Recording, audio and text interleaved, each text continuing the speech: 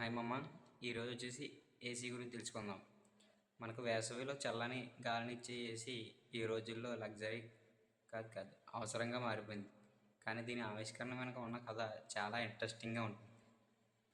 ప్రపంచంలో మొట్టమొదటి ఆధునిక ఎయిర్ కండిషనర్ 1902లో విల్లీస్ క్యారియర్ అనే అమెరికన్ ఇంజనీర్ కనిపెట్టారు.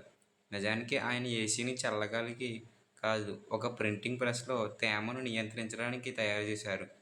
కానీ ఈ యంత్రం అలా చల్లని గాలి కూడా ఇచ్చింది. అప్పుడు మొదటిసారి ప్రపంచం ఏసీ అనే అద్భుతాన్ని చూసింది. ఆ ఏసీ యంత్రాన్ని తయారు చేయడానికి కంపెనీ దాదాపు $10,000 అప్పటి విలువలో ఖర్చు చేసింది. అంటే నేటి విలువలో సుమారు ₹1,00,00,000 అవుతుంది. ప్రారంభంలో ఏసీని కేవలం ఫ్యాక్టరీలు, థియేటర్లు, పెద్ద ఆఫీసుల్లోనే వాడేవారు. సాధారణ ప్రజలు కొనడం అసలు సాధ్యం కాలేదు. ఎందుకంటే 1930 సమయంలో ఒక్క ఏసీ ధర $350 to $600 ఉండేవి. అంటే అప్పటి ఒక కారు ధర లాంటిది. 1945 తర్వాత ఏసీలు మాస్ ప్రొడక్షన్లోకి వచ్చి ధరలు తగ్గాయి. నేటి మోడర్న్ ఏసీలు compressor technology, inverter technology, VLDC Motors, air purification వంటివి చేరాయి.